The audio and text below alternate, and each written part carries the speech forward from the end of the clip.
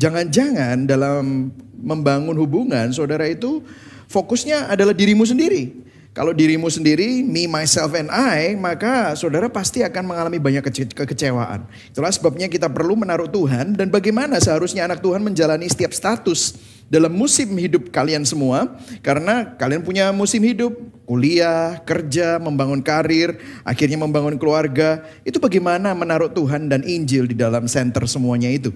Dan kita jauh-jauh juga membawa pembicara yang sangat handal, yang juga masih single tetapi sangat produktif dalam hidupnya, memuliakan dan melayani Tuhan, yaitu Pastor Yosia Yusuf dari Sydney ya saudara ya. Rekan saya di City to City ya saudara. Dia adalah seorang yang sangat gospel centered, so I'm pretty sure you will learn a lot from him ya. Nah, hari ini kita ada di dalam minggu yang ke-24 dan judul khotbah saya hari ini adalah The Process of Change. Ternyata proses itu sangat perlu dinikmati dan perlu saudara pahami, terutama di dalam buah roh. Anda dibawa Tuhan dalam suatu journey of faith, perjalanan iman untuk dibawa semakin serupa di dalam Kristus, dan itu ternyata ada prosesnya. Dan kita akan bicara. Nah, ayat yang kita baca hari ini sudah dibaca minggu lalu, tetapi kita akan melihatnya dari angle yang berbeda. Kita akan mengeksposisinya lebih dalam dan lebih detail ya. Galatia 5 ayat 16 sampai 18, kemudian kita akan loncat ayat 22 sampai 25. Yang putih saya bacakan, yang oranye saya bacakan, kita semua bisa baca bersama-sama. Galatia 5 ayat 16. Maksudku ialah hiduplah oleh roh, maka kamu tidak akan menuruti keinginan daging. 17. Sebab keinginan daging berlawanan dengan keinginan roh, dan keinginan roh berlawanan dengan keinginan daging, karena keduanya bertentangan, sehingga kamu setiap kali tidak melakukan apa yang kamu kehendaki. Akan tetapi jikalau kamu memberi dirimu dipimpin oleh roh, maka kamu tidak hidup di bawah hukum Taurat. Kemudian kita akan lompat ayat 22, saya lagi. Tetapi buah roh ialah kasih, sukacita, damai sejahtera, kesabaran, kemurahan, kebaikan, kesetiaan, kelemah lembutan, penguasaan diri. Tidak ada hukum yang menentang hal-hal itu. Barang siapa menjadi milik Kristus, ia telah menyalibkan daging dengan segala hawa nafsu dan keinginannya. Ayat 25, jikalau kita hidup oleh roh, baiklah hidup kita juga dipimpin oleh roh. Berbahagialah orang yang mendengar firman Tuhan, memelihara dalam hatinya dan melakukan dalam hidupnya. Nah saudara, kehidupan iman Kristen itu sangat erat dengan perubahan hidup. Namun banyak orang punya salah pengertian, gagal paham apa arti perubahan hidup. Kadang-kadang kita berpikir melayani Tuhan itu adalah perubahan hidup. Datang ke gereja adalah perubahan hidup. Yes, tetapi perubahan hidup yang dimaksudkan oleh Alkitab itu lebih dalam dari itu. Bahkan orang berpikir perubahan hidup hanya dapat terjadi kalau kamu disiplin, kalau kamu melakukan kemauan yang keras untuk berubah. Apakah seperti itu? Nah, kita akan mempelajarinya. Ternyata perubahan hidup itu hanya dapat dipimpin oleh roh. Maka sifat perubahan hidup oleh roh. Poin saya yang pertama. The nature of change by the Spirit. Ternyata change by the Spirit itu ada nature-nya, sifatnya. Kemudian yang kedua, pola perubahan hidup oleh roh. Pola. The pattern of change by the Spirit. Ada polanya, ada patternnya. Kemudian proses perubahan hidup oleh roh. The process of change by the Spirit. Ya, kita akan telaah satu persatu. Dari nomor 1, sifat perubahan hidup oleh roh. The nature of change by the Spirit. Yang ready katakan yes? Yes. We have a lot to cover. So I'm gonna banyak diskusi dan kita akan sama-sama masuk. Nah, ada yang menarik saudara. Mengapa Rasul Paulus menggunakan kata buah, fruit? Mengapa tidak mengatakan karakter roh atau sifat dari Roh Kudus, tetapi dia pakai buah? Kenapa metafora tentang botanika itu sering dipakai oleh Alkitab? Dan ini bukan hanya Paulus, tapi Petrus. Saya kasih contoh di 1 Petrus 1 ayat 23. Karena kamu telah dilahirkan kembali bukan dari benih. Oh, seed. Ini bicara tentang metafora botanika. Belum lagi Mazmur 1. Mazmur 1 juga begitu. Jadi bukan hanya Petrus tetapi Raja Daud.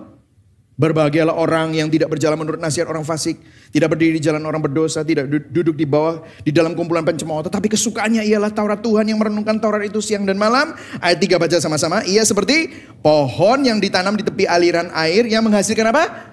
Buahnya pada musimnya dan tidak layu daunnya. Pohon, buah, daun. Kenapa? Metafora-metafora ini banyak digunakan di dalam Alkitab. Banyak sekali pertumbuhan botanika ini dipakai, saudara. Nah, karena ada ciri tertentu dari pertumbuhan botanika yang mirip dengan pertumbuhan spiritualitas saudara dan perubahan hidup saudara. 1A ya, subpoint dari 1 yang sifat itu ya, sifat perubahan hidup yang dipimpin oleh Roh adalah apa? Perubahan hidup oleh Roh Kudus sifatnya bertahap, gradual gitu. Saudara kalau saudara perhatikan, saudara punya tanaman, saudara nggak akan pernah bisa melihat tanaman itu tumbuh real time. Pernah nggak saudara duduk terus ngeliatin pohon saudara ini tumbuh nggak ya? Terus saudara keker gitu ya, tumbuh. Nggak akan pernah saudara. Tapi saudara akan tanam, kemudian saudara akan siram, saudara pastikan dapat sinar matahari, saudara pastikan dikasih pupuk, kemudian saudara tinggal. Dan kemudian seminggu kemudian, 2 minggu kemudian saudara lihat, tumbuh. Begitu juga perubahan hidup oleh Roh Kudus, sifatnya bertahap. Seperti pertumbuhan tanaman yang mengeluarkan daun, mengeluarkan bunga, akhirnya berbuah. Perubahan hidup manusia, hidup saudara dan saya yang dipimpin oleh Roh Kudus itu bertahap, gradual. Anda nggak ngelihat gimana pertumbuhannya, tetapi tiba-tiba aja tumbuh. Tiba-tiba mengeluarkan daun, tiba-tiba mengeluarkan bunga, dan tiba-tiba berbuah. Saya punya anak 3, saudara. Saya nggak pernah itu ngeliatin anak saya sambil tidur, terus tiba-tiba kakinya tambah panjang, seret gitu. Nggak pernah kan saudara? Tetapi saudara ketemu sama dia tiap hari ya saudara ya. Tiba-tiba anak saudara, anak saya itu yang pertama itu tingginya 187 saudara. I look up to my son gitu saudara ya. Hanya yang paham aja. I look up to my son. Itu gila ini kok bisa gede sekali. Anak saya yang kedua sekarang udah 180. Saya ngelihat umur 15 tahun. Tinggi sekali. He become a man gitu ya. Coba saudara lihat ya, misalnya kalau misalnya anak saya gitu ya, umur 15 tahun gitu, terus udah gitu saya suruh lari 100 meter, shred gitu ya, lari 100 meter, terus kemudian diukur gitu ya. Kemudian 2 tahun kemudian saya suruh lari lagi 100 meter, dia pasti lebih gede selama pertumbuhannya normal ya saudara. Pasti lebih cepat, tapi kalau saya tanya dia, kamu kerasa cepat gak? Ya aku kerasanya lari, tapi dia tambah cepat. Dia tidak merasa cepat, tapi dia tambah cepat. Begitu juga saudara dan saya. Tiba-tiba saudara bertumbuh. Jadi gini, perubahan hidup oleh Roh Kudus sifatnya bertahap. Itu tidak bisa dilihat real time. Harus sabar. Harus membutuhkan kesabaran. Jadi kalau saudara punya istri, punya suami, terus saudara ngomong, ini saya sering dapat. Pastor, bojoku gak berubah-berubah. Sabar. Kalau didoakan ada Roh Kudus, pasti berubah. Tapi sifatnya bertahap. Yang setuju katakan amin. Ya. Hanya bisa diukur tiba-tiba. Bertahap. Bisa cepat kadang-kadang. Bisa keluar. Tiba-tiba ada yang lama sekali. Jadi butuh kesabaran. Seperti saudara lihat anak kecil ini saudara. Jadi begini. Ada yang menarik juga. Mungkin ada orang merasa kok gak berubah-berubah. Tapi tiba-tiba ada ujian dalam hidupnya. Terus tiba-tiba yang keluar adalah dia bukannya marah, udah dengerin Injil, udah merenungkan Injil. Dia bukannya marah, tapi tiba-tiba dia punya penguasaan diri. Dia tiba-tiba bukannya malah sakit hati, tapi punya kesabaran. Nah dengarkan saudara, ini penting sekali. Hal lain yang menarik tentang pertumbuhan atau perubahan hidup adalah kita tidak pernah mengetahui benar jika kita bertumbuh atau berbuah sampai diukur. Betul atau enggak? Pohon itu kan gak kelihatan. Anak saya juga tiba-tiba tinggi kan. Loh kok bisa setinggi ini? Diukur. Begitu juga dalam kehidupan. Gimana cara ngukurnya? Oh ngukurnya gampang. Waktu masalah datang. Waktu kesulitan datang. Waktu pergumulan dalam hidup diizinkan Tuhan untuk datang. Itu ternyata untuk ngukur, untuk menguji kita. Saudara bisa bilang gini, wah beberapa tahun lalu, kalau aku ngalami ini, wah enggak mungkin aku bisa sabar. Enggak mungkin aku bisa ngampuni. Enggak mungkin aku bisa punya penguasaan diri. Enggak mungkin. Kok bisa tahu? Sekarang tiba-tiba ada masalah, baru kelihatan buahnya. Saya tanya sama saudara, kalau semuanya baik-baik saja, saudara duduk ongkang-ongkang kaki, dari mana saya tahu saudara makin sabar? Saudara berdoa sama Tuhan, Tuhan kasih saya kesabaran. Dari mana saudara tahu? Sama Tuhan diizinkan apa? Hal-hal yang membuat kamu marah. Betul atau enggak? Dari mana saudara tahu, saudara punya penguasaan diri kalau semuanya baik-baik saja? Tuhan kasih saya penguasaan diri. Apa yang terjadi? Tuhan siapkan, sudah perenungan Injil, tiba-tiba apa yang terjadi? Ada temptation, ada godaan, ada pergumulan.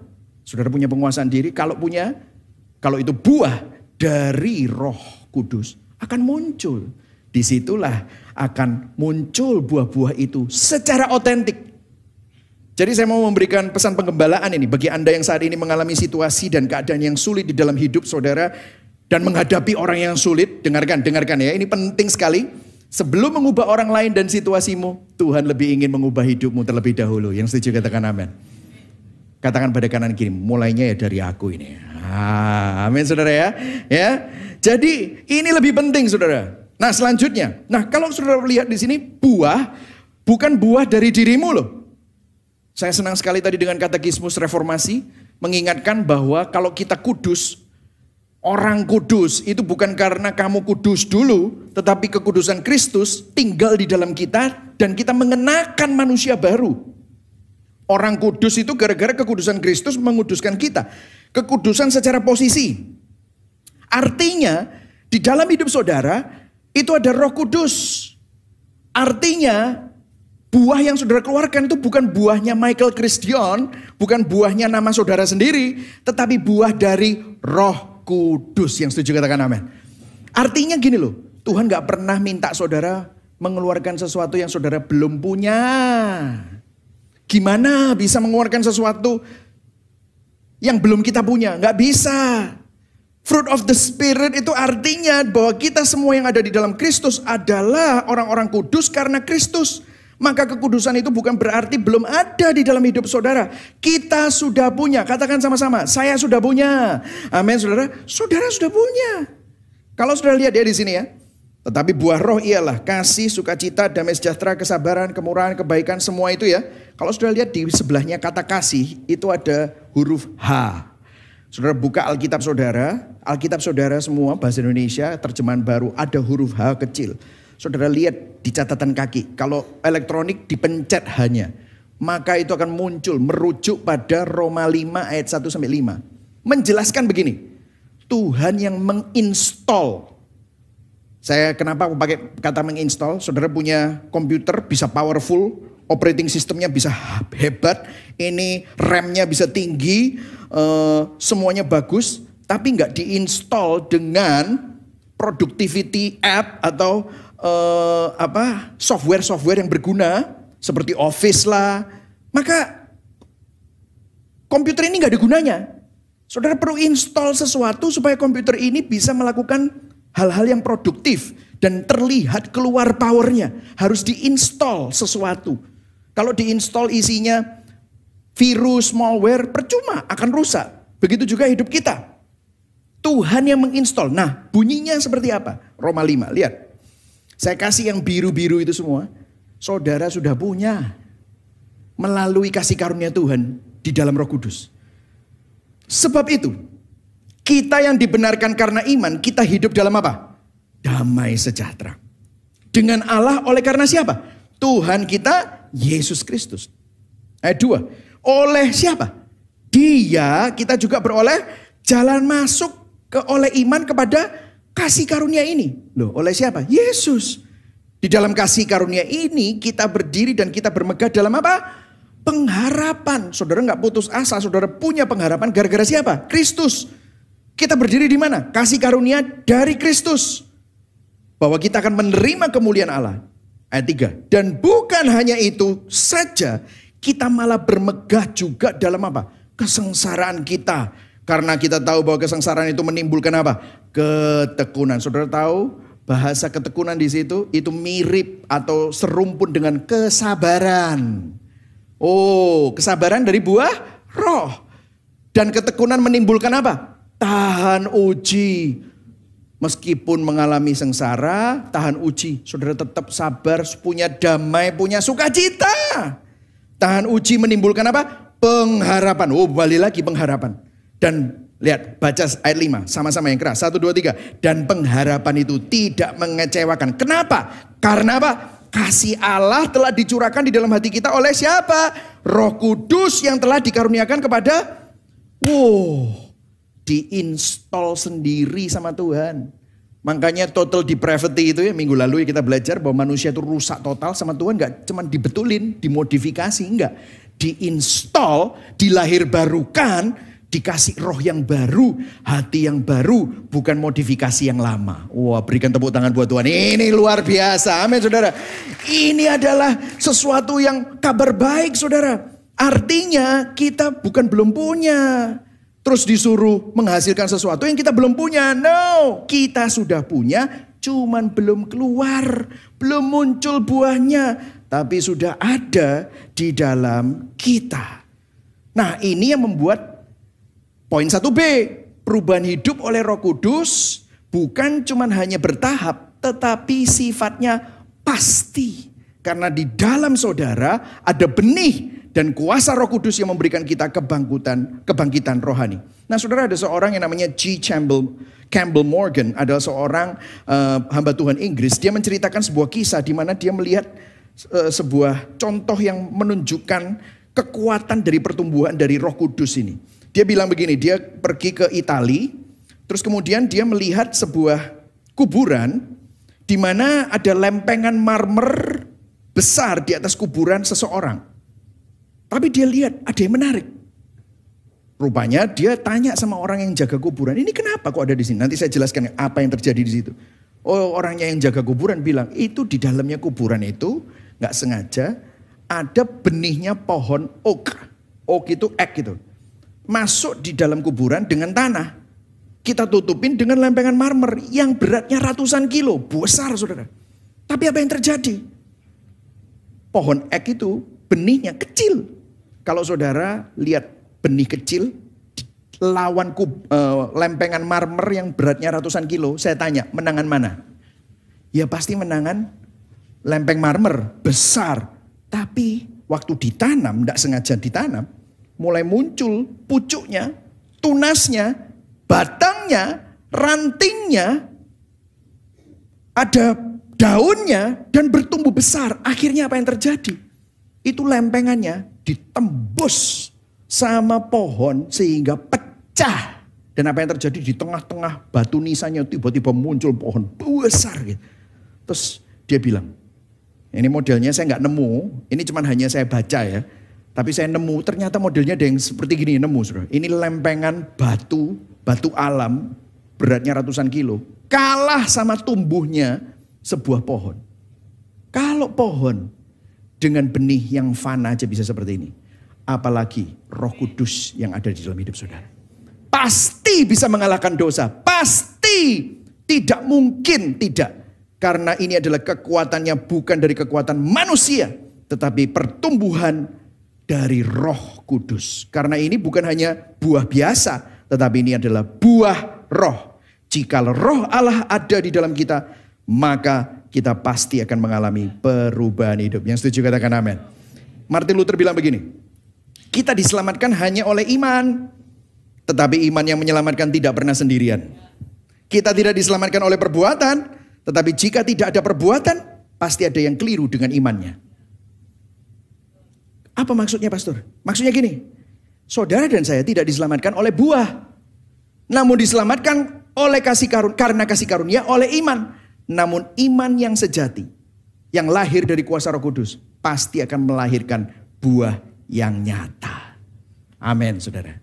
Jadi ya gini ya, jangan bilang gini saudara, oke. Ini saya banyak nih konseling. Aku iki wis ngene iki lho. Wis bangkotan, wis tuwek, gak usah suruh-suruh berubah. Saudara harus berubah, bertobat dari ini semua. Karena kalau di dalam saudara ada Roh Kudus, pasti perubahan itu akan terjadi. Pasti. Tapi sabar.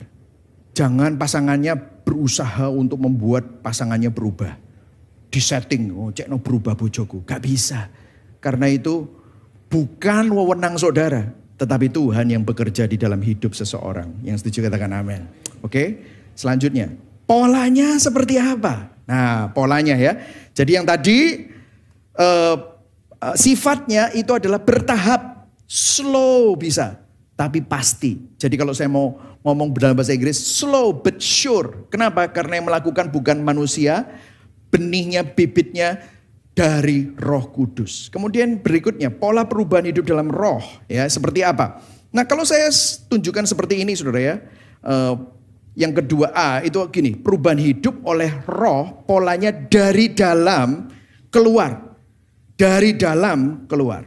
Nah, saudara melihat ya, ini sekarang ada konstruksi ya, sebagian dari lapangan parkir itu diambil untuk jadi gudang dan juga tempat machinery-nya. Kemudian di sini saudara mulai lihat ada digging segala macam, terus di sebelah sana saudara lihat sudah mulai diperkuat itu fondasinya ya. Nah, makanya jadi ada banyak konstruksi dan saudara jangan kaget nanti dalam beberapa bulan mungkin akan muncul kelihatan struktur-struktur yang akan ada sampai 6 lantai saudara ya. Nah, kalau saudara lihat gambar seperti ini kan awalnya tanah kosong. Banyak yang dilakukan, banyak pekerjaan. Saya tanya, dari tanah kosong bisa seperti ini, saya tanya, bertumbuh nggak? Bertumbuh nggak?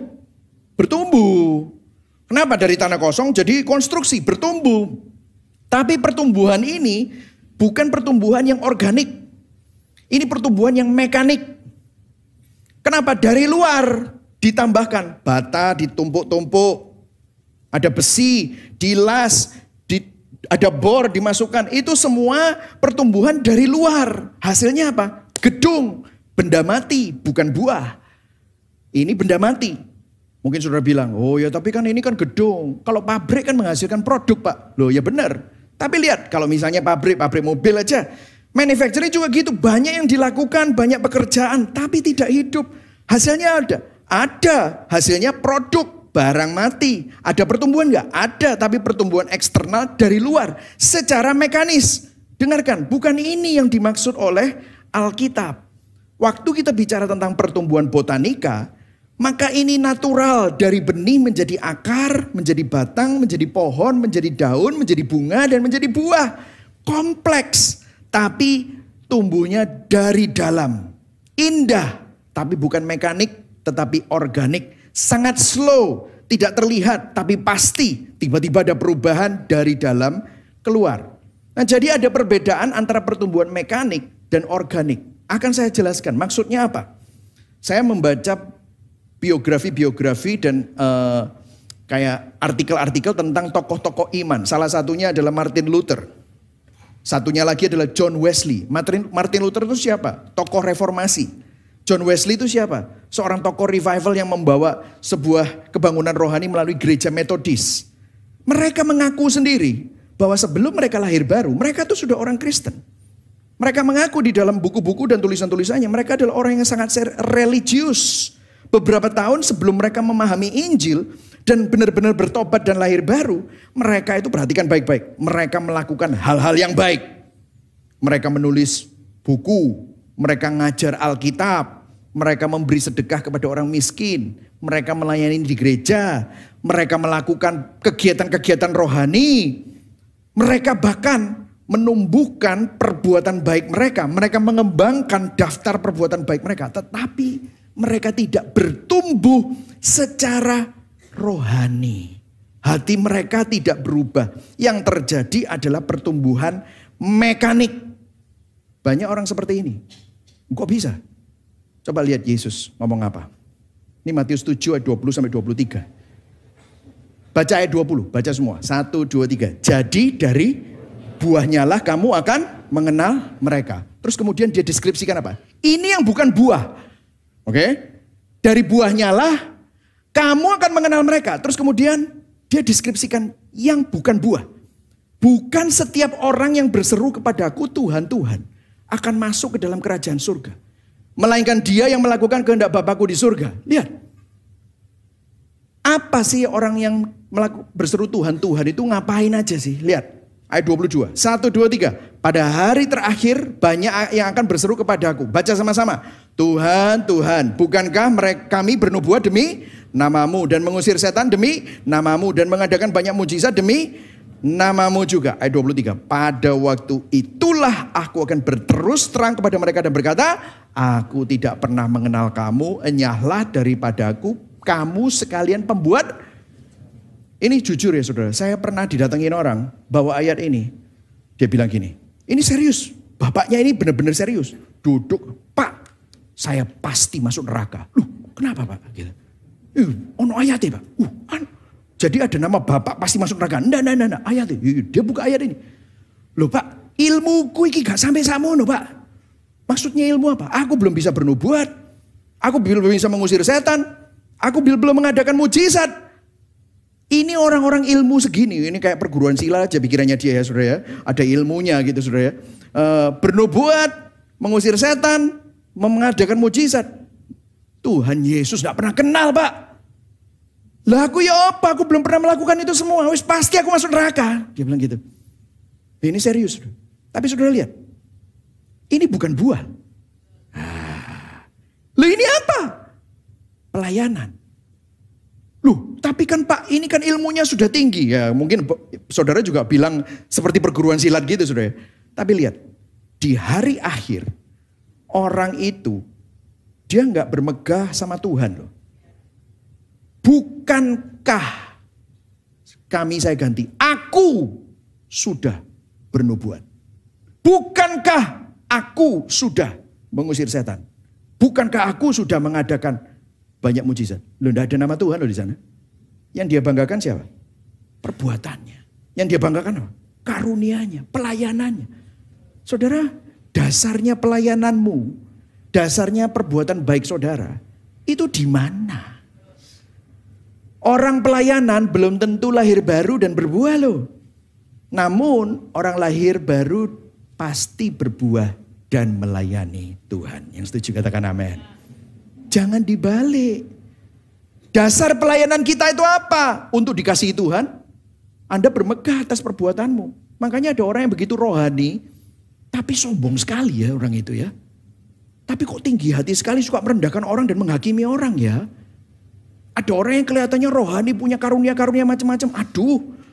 Tapi kok tidak ada buah roh ya. Aduh kok sepertinya sangat tinggi hati ya. Apakah kita yang sudah menerima kasih Tuhan itu menyalurkan kasih dan mengucap syukur atas kasih Tuhan yang kita terima dengan melayani Tuhan? Nih ya, mau tahu lagi hal-hal yang bukan buah, terus yang buah ada ayatnya dua-duanya disandingkan.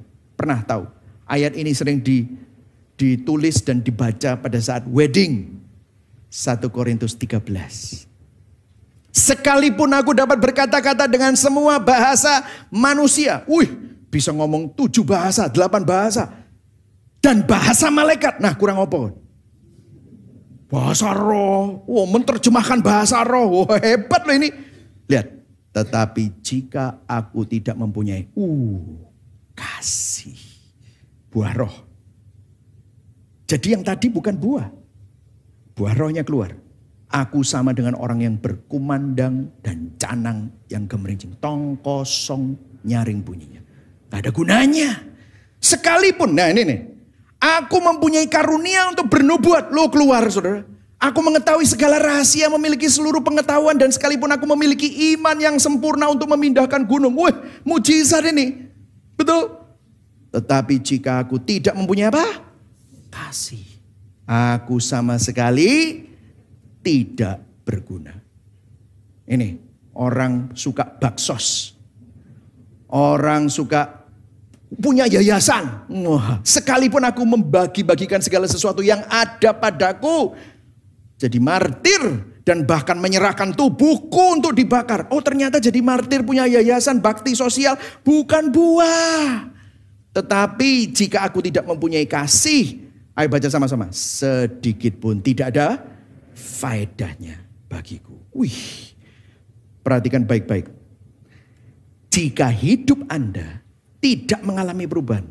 Namun hidup orang lain diubahkan melalui pelayanan Anda. Maka yang berbuah bukan Anda. Orang lain yang kamu layani itu yang berbuah. Kamu belum. Punya pengetahuan teologi, bisa berapologetika, terus orang lain bertobat. Terus dia jadi cinta Tuhan, orang itu berbuah. Anda, Tuhan pakai pengetahuanmu untuk melayani. Tapi Anda belum berubah. Anda sendiri belum berbuah. Orang lain bisa berbuah. Anda belum tentu saudara. Jadi itu buah roh mereka yang Anda layani. Karena apa? Perubahan hidup oleh roh polanya dari dalam keluar. Bukan keluar ke dalam. Yang setuju katakan amin. Sudah mulai lihat ya. Nah ini mulai. Wih, wangel yo. Nah, saya kasih tahu. Minggu lalu sudah saya kasih tahu.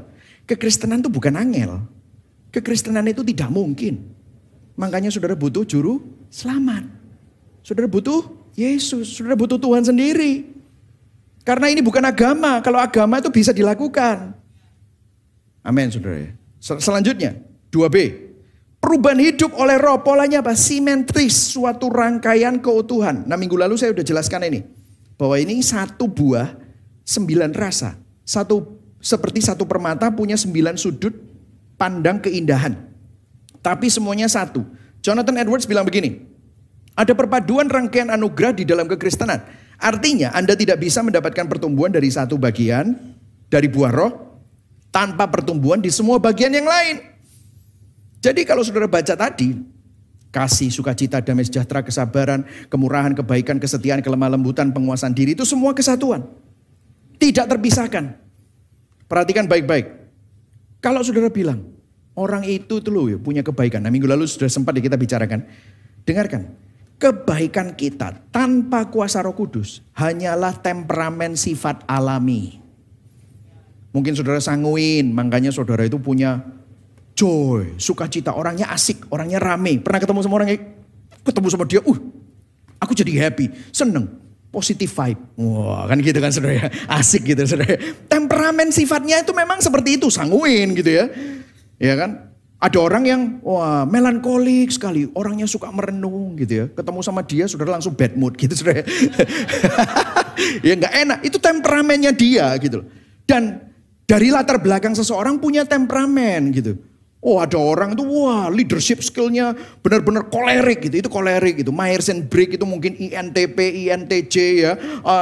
Ada hal-hal seperti itu. Itu temperamen, kepribadian. Tetapi itu tetap tercemari oleh dosa. Dan oleh kepentingan diri sendiri. Itu hanya tes personalitas saudara. Contoh.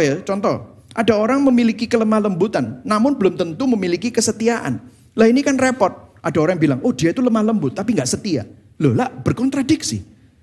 Karena begini saudara, kalau ada orang yang lemah lembut, seringkali memang banyak yang lemah lembut tapi gak berani menegur temannya. Dia gak setia kawan. Dia lemah lembut, dia kelihatannya baik, kalem. Tapi kalau disuruh negur, aduh gak bisa, aku nanti menyinggung dia. Loh kalau itu benar dan itu menolong temanmu, mestinya kan kamu mau, gak bisa. Nah model seperti ini, itu jelas-jelas bukan buah. Artinya kelembutan mereka bukan dari kerendahan hati atau dari pertumbuhan rohani yang nyata. Hanyalah kemanisan temperamental yang manusiawi. Saya kasih contoh, yaitu tadi saya, gembira orangnya itu, seru banget. Tapi belum tentu memiliki kesabaran. Maksudnya apa? Ada orang yang asik gitu, begitu ada yang gak enak, ada yang vibe-nya gak enak sama dia. Bro, sorry ya, gue sibuk. Ya udah langsung cabut dia. Dia gak sabar sama orang-orang model kayak gini. Kenapa? Ya karena menurut dia ini ngerusak vibe-nya dia. Males banget gitu ya. Ini jadi masalah, hidup gue jadi susah gara-gara ada orang ini. Nah ini bukan buah roh. Ini hanyalah kebetulan dia ekstrovert. Orangnya sanguin, makanya dia asik. Ini bukan joy yang berasal dari buah roh. Karena dia memang hanya ekstrovert. Ada orang yang tenang. Kelihatannya damai.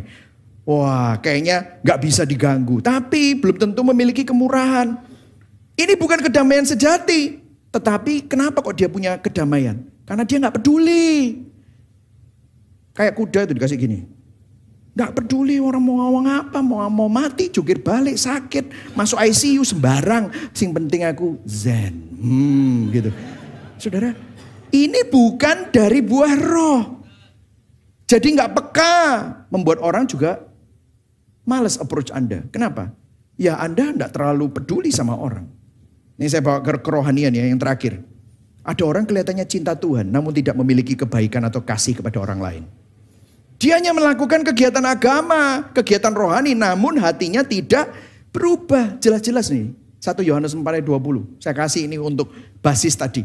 Jikalau seorang berkata aku mengasihi Tuhan tetapi ia membenci saudaranya maka ia adalah pendusta. Dia gak bilang gini.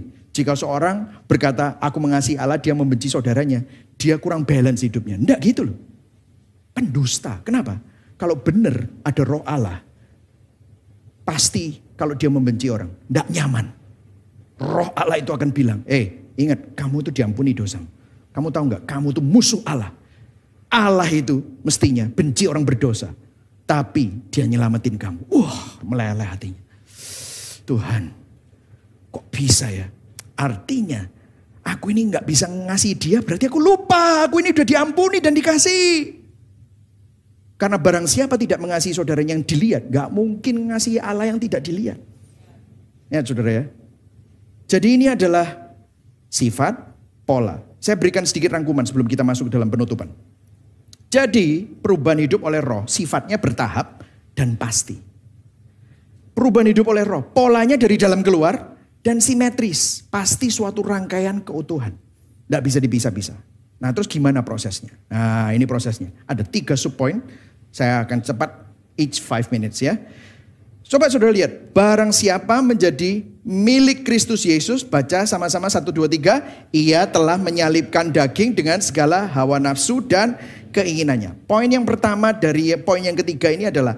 Saudara dan saya adalah milik Kristus Yesus. Perubahan hidup oleh roh prosesnya adalah mengingat bahwa kita yang rapuh dan berdosa sudah ditebus menjadi milik Kristus. Kenapa saya taruh di sini rapuh? Karena kita selalu menaruh iman pada hal-hal yang rapuh. Rapuh itu fana. Fana itu mudah berubah. Fana itu sia-sia. Tubuh kita rapuh. Begitu mudah sakit. Ada yang salah sedikit konslet saudara tubuh kita ini. Kekayaan kita juga rapuh. Hidup kita begitu rapuh. Keluarga kita juga rapuh. Ini adalah problem fundamental manusia. Kejahatan. Ada kejahatan sedikit terjadi atas kehidupan kita rapuh. Kematian. Kita semua takut mati. Kengerian mati itu mengerikan. Rapuh saudara. Penderitaan, begitu ada penderitaan, sukacita kita hilang, rapuh. Pergumulan eksistensial, bukan hanya fundamental, eksistensial. Manusia cari makna, manusia cari harga diri, penerimaan, manusia cari kasih. Tapi di mana? Di tempat-tempat yang fana, di tempat-tempat yang gampang berubah, gampang kecewa, gampang mengecewakan, cari pengakuan dari orang yang pendapatnya bisa A, bisa B hari ini, berbeda-beda, rapuh. Katekismus kita juga sudah ditekankan bahwa di dalam Kristus, puji Tuhan, kita tidak berdiri sendirian. Kita tidak berdiri dalam kerapuhan dan kefanaan kita. Tetapi di dalam Kristus kita ditebus menjadi milik Kristus. Supaya saudara tidak menaruh iman lagi pada hal-hal yang rapuh. Yang setuju katakan amin. Saudara tahu, Rasul Paulus menulis kata-kata dalam Kristus. Katakan sama-sama dalam Kristus, dalam Kristus. Berapa kali di ayat tulisan-tulisannya 216 kali. Wih, Rasul Yohanes menulis kata dalam Kristus, milik Kristus 28 kali. Ini merupakan pernyataan identitas, pernyataan kepemilikan. Makanya ada lagu, hidupku bukannya aku lagi, tapi Kristus dalamku. Lagu sekolah minggu ya. Oh itu ternyata itu toh. Yes. Jadi perubahan hidup pasti terjadi. Kenapa? Karena kamu milik Kristus. Amin saudara. Dia ingin membawa kamu seperti dia. Supaya kamu, saudara dan saya, tidak disiksa lagi oleh berhala-berhala ini. Yang berikutnya. Terus kemudian dikatakan apa? Ia telah menyalibkan daging. Nah, saya banyak sekali ketemu sama orang yang salah kaprah tentang ini. Menyalibkan daging ini maksudnya apa, Pastor? Menyalibkan daging di sini bukan saudara melawan semua yang duniawi dihindari, saudara. Bukan. Karena kalau ngomong kayak begitu itu artinya asketisme. Tahu saudara, asketisme itu adalah paham atau ajaran yang meninggalkan kehidupan yang bersifat materi dan duniawi untuk mencapai kebaikan dan keselamatan. Saudara bertapa. Oh, bertapa. Bukan. Atau kalau enggak, wah aku enggak mau makan daging, aku enggak mau makan ini, aku puasa ini, oh aku enggak mau pakai baju-baju model seperti ini, aku pakai jubah aja gitu. Sama pakai sandal. Wah, gitu kan saudara ya. Itu asketisme. Aku gak mau pakai make up, aku pakai bajunya putih-putih saja gitu saudara. Jadi hal-hal yang melawan pantangan. Ini bukan, menyalibkan daging di sini bukan bicara itu. Dan juga bukan banyak, enggak melakukan itu. Tapi you have to say no to sin. Bagus. Tetapi bukan sekedar just say no to sin. Mengatakan tidak kepada perilaku dosa tanpa memeriksa motivasi di balik perilaku dosa. Justru bisa menjadi bagian dari bentuk baru usaha untuk membenarkan diri sendiri. Yang akhirnya akan melahirkan dosa-dosa baru lainnya. Jadi kalau saudara bisa, aku enggak. Misalnya gitu ya, misalnya teman-teman saudara minum semua. Terus saudara ditawarin, sorry, aku enggak. Tapi dalam hati, kak koyok iki, wong iki.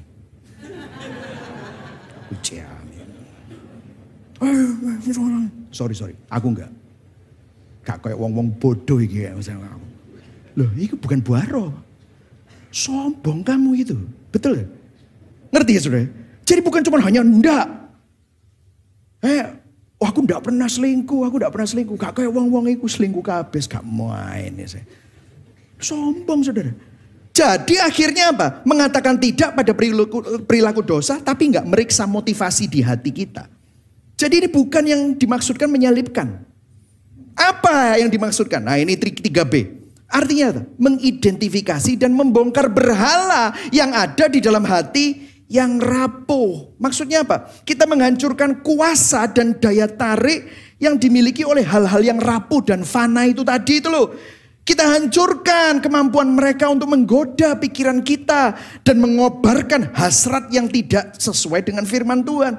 Jadi menyalibkan daging adalah mencekik dosa pada tingkat motivasi, pada tingkat perilaku. Kita perlu mengidentifikasikan berhala dan membongkar berhala itu melucuti dosa di tingkat yang terdalam yaitu motivasi hati.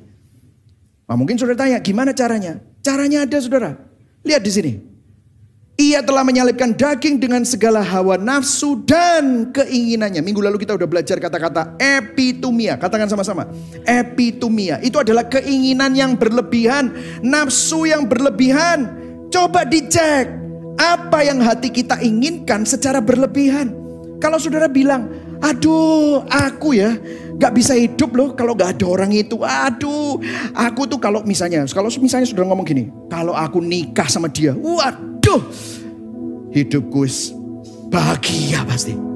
Artinya orang itu adalah penyelamat palsumu.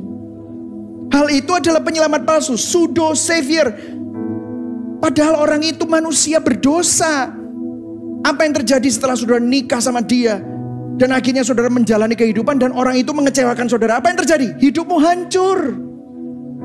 Saudara pikir, aduh kalau aku punya bisnis itu ya. Terus aku punya omset segini, terus cuanku segini. Set hidupku. Nah, saudara dapat. Dan itu adalah apa? Penyelamat palsu kita. Pseudo savior. Itu rapuh. Dan begitu saudara sampai sana. Dan ternyata ada orang lain yang lebih hebat. Saudara hancur. Atau kalau enggak bisnis itu bermasalah. Dan saudara kehilangan semuanya dalam waktu seminggu. Dalam waktu 2 hari. Dalam waktu 1 tahun. Apa yang hati kita inginkan secara berlebihan. Epitumia. Mengapa hal itu kita inginkan? Suamimu, istrimu, anakmu, rumahmu, asetmu, pengakuan orang, manusia. Itu adalah penyelamat palsu. Itu rapuh, fana. Itu begitu mudah hancur. Kalau saudara bilang aku harus memilikinya. Kalau enggak aku enggak merasa berharga. Hidupku udah enggak ada gunanya. Dan kalau aku kehilangan itu, hancur harga diriku. Itu artinya identitasmu di sana. Dia Tuhanmu. Saudara bisa bilang, Yesus Tuhanku. No. Kamu pendusta. Karena sebenarnya hatimu terpaut pada hal-hal yang fana dan rapuh. Itu harus dilucuti, saudara. Dibongkar. Identifikasikan. Telusuri. Kenapa saudara takut? Kenapa saudara marah? Kenapa saudara resah? Yang membuat kamu takut, resah, marah. Kalau itu hilang.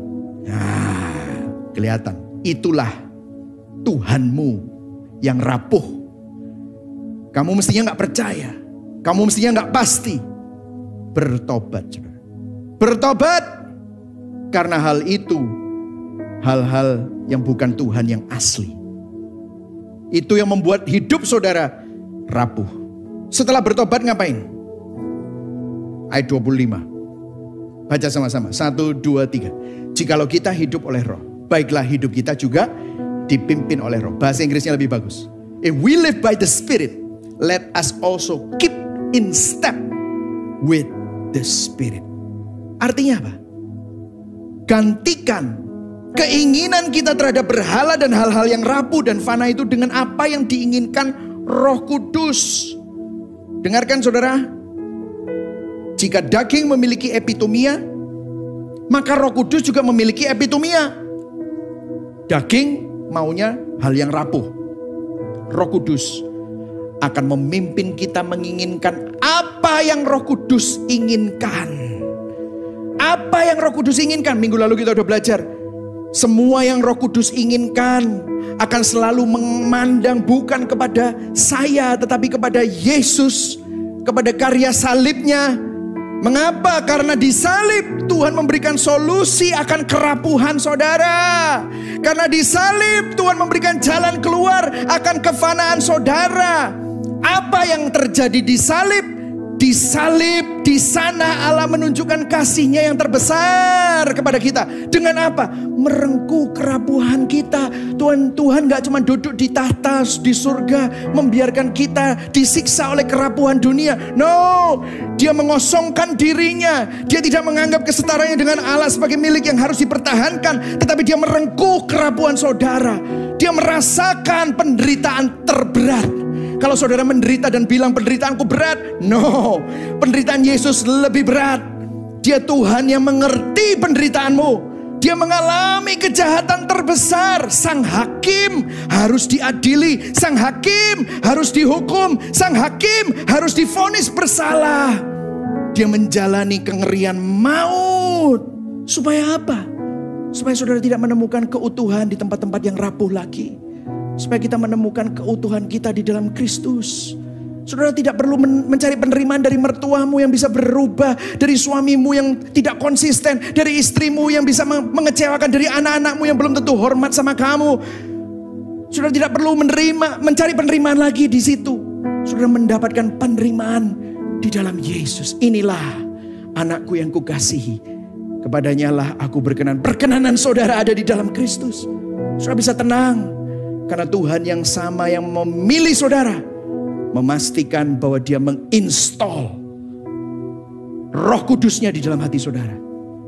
Saudara memiliki pengharapan, pemulihan, keselamatan. Berikan tepuk tangan buat Tuhan. Inilah yang saudara punya miliki di dalam Yesus Kristus.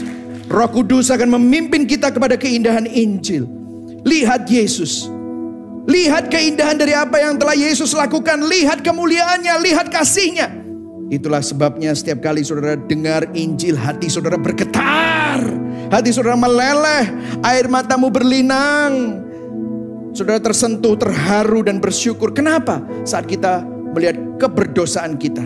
Waktu kita mendengar Injil, Roh Kudus menolong kita melihat kasih-Nya yang besar.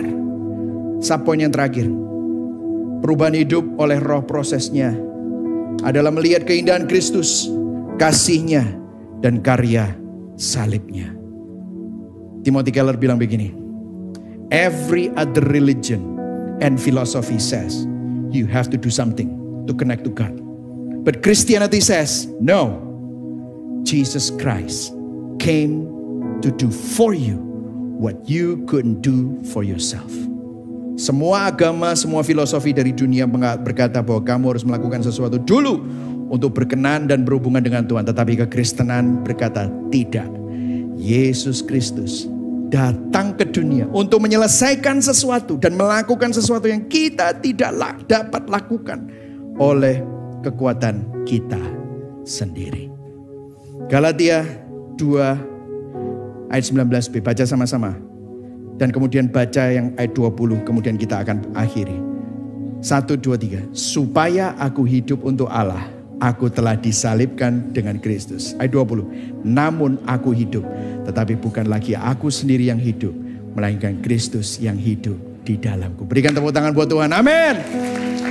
Yesus hidup di dalam kita. Hari ini, ayo coba reflect. Apa yang hati kita inginkan secara berlebihan? Mengapa hal itu membuat kita menginginkan hal itu berlebihan? Itu yang membuat kita takut. Itu yang membuat kita khawatir, takut, resah, marah. Pernah gak kita telusuri semua itu dan menemukan akar yang sesungguhnya? Pernah gak? Saudara, kalau Anda mengalami pergumulan, dengarkan, Tuhan izinkan itu untuk mengubah hati saudara, supaya saudara tidak disiksa lagi oleh kerapuan dan kefanaan dunia, berhala-berhala yang rapuh dan fana, supaya saudara mengalami perubahan hidup, pertumbuhan rohani. Bertobat saudara, jangan sombong, jangan bilang aku enggak apa-apa kok. Saudara bilang aku cinta Tuhan, tetapi sebenarnya hati saudara ada di tempat-tempat itu. Bertobat. Gantikan janji palsu berhala dengan keindahan kasih Kristus. Nikmati kasih dan penebusan yang kita miliki di dalam karya Kristus. Kita yang rapuh dan berdosa sudah ditebus menjadi milik Kristus. Amin. Mari sama-sama kita bangkit berdiri. Sebelum kita nyanyikan lagu Yet Not I But Christ Who Lives in Me, saya memberikan implikasinya. Karena Injil, kita bukan hanya berkata tidak kepada dosa, namun memeriksa motivasi di balik perilakunya. Amin. Karena Injil, kita tidak menerapkan asketisme, melainkan membongkar berhala atau penyelamat palsu di hati kita.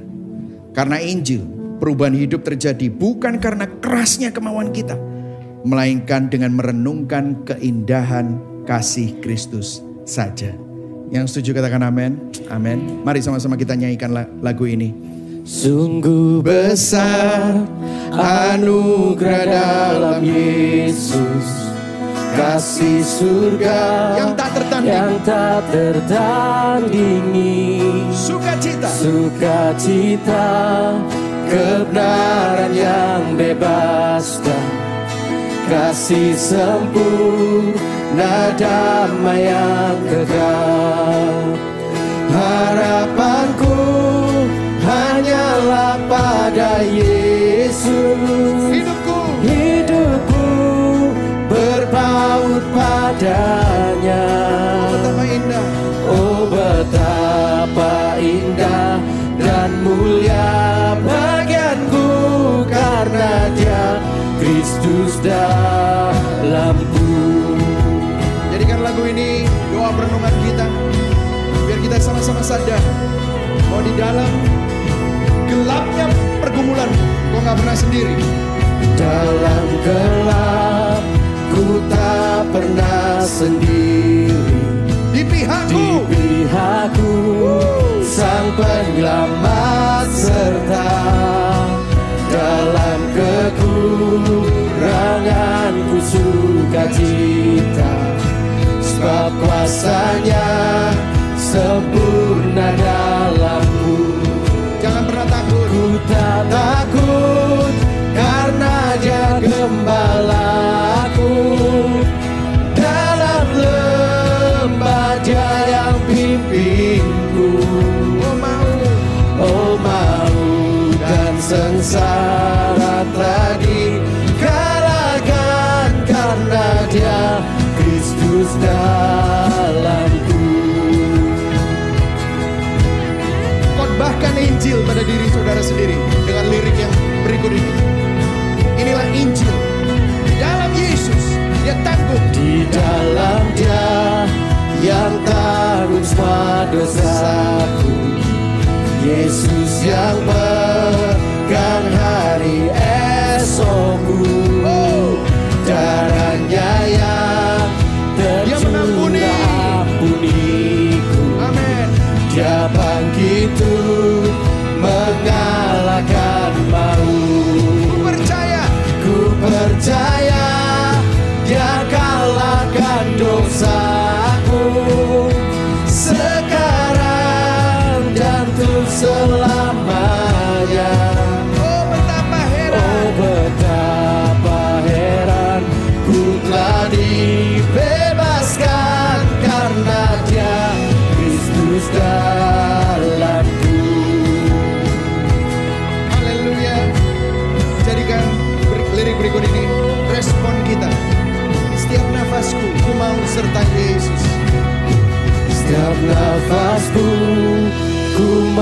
Kau serta Yesus, janjinya yang membuatku teguh. Amin. Setiap hari kasih-Nya pulihkan Sampai nanti ku dipanggil pulang. Harapanku hanyalah pada Yesus, kemuliaan hanya padanya. Saat usai nanti ku kan terus bernyanyi, karena Dia Kristus dalamku. Harapanku hanyalah pada Yesus, kemuliaan hanya padanya. Saat usai nanti ku kan terus bernyanyi, karena Dia Kristus dalamku. Saat usai nanti ku kan terus bernyanyi, karena Dia Kristus dalamku. Thank you Lord. Kami mengucap syukur untuk firman-Mu hari ini. Ambil waktu saudara. Apa yang selama ini hati saudara inginkan secara berlebihan? Mengapa hal itu kita inginkan secara berlebihan? Itu yang membuat kita sering takut, khawatir, resah dan marah, karena seringkali hati kita terpaut pada hal-hal yang rapuh dan fana. Hari ini ada beberapa dari saudara mengalami pergumulan. Sebenarnya Tuhan izinkan itu untuk mengekspos semuanya yang selama ini tersembunyi dalam hati kita. Tuhan ingin mengubah hati kita untuk tidak lagi mengasihi berhala-berhala yang rapuh dan fana. Supaya saudara tidak disiksa, saudara tidak lagi berpijak pada hal-hal itu. Supaya saudara mengalami perubahan hidup dan pertumbuhan rohani. Gantikan janji palsu berhala. Khotbahkan Injil kepada dirimu. Pandang keindahan kasih Kristus. Roh Kudus akan selalu mengarahkan hatimu untuk menikmati penebusan yang kita miliki di dalam karya salib Kristus. Saudara dan saya rapuh dan berdosa, tetapi sudah ditebus menjadi milik Kristus. Terima kasih Tuhan. Terima ini. Kalau saudara mengalami pergumulan dalam hidupmu, dan saudara mau untuk Tuhan memeriksa hatimu, Tuhan memurnikan hatimu, angkat tangan di hadapan Tuhan. Saya mau berdoa buat saudara. Tuhan, kau lihat tangan-tangan yang terangkat. Saudara dan yang mengangkat tangan dan hamba-Mu yang mengangkat tangan sama-sama bersetuju bahwa kami kalau mengalami pergumulan, Engkau dalam kedaulatan-Mu mengizinkan itu untuk mengubah hati kami. Untuk kami tidak mengasihi hal-hal yang rapuh dan fana. Tapi biarlah hari ini kami memandang hanya kepada Tuhan. Bawa hati kami untuk mengasihi Engkau, bukan hal-hal yang lain. Terima kasih Tuhan. Terima kasih. Mari saudara sama-sama kita arahkan hati dan tangan kita kepada Tuhan yang menyelamatkan, memelihara dan menopang kita. Jemaat yang dikasihi Kristus, engkau ada di dalam Kristus, Roh Kudus tinggal di dalam engkau. Pekerjaannya bertahap tapi pasti. Pekerjaannya akan mengubah engkau dari dalam keluar. Kau akan mengeluarkan buah secara simetris. Pandang kepada Kristus. Tuhan memberkati engkau dan melindungi engkau. Tuhan menyinari engkau dengan wajahnya dan memberikan engkau kasih karunia. Tuhan menghadapkan wajahnya kepadamu dan memberikan engkau damai sejahtera. Kiranya Allah Bapa, kasih setia di dalam Yesus Kristus Tuhan kita, dan persekutuan yang manis dengan Roh Kudus akan melingkupi saudara, menguatkan, memberkati dan menyertai engkau. Dari sekarang sampai Maranatha, bahkan sampai selama-lamanya. Yang percaya dan menerima sama-sama katakan amin. Berikan tepuk tangan buat Tuhan.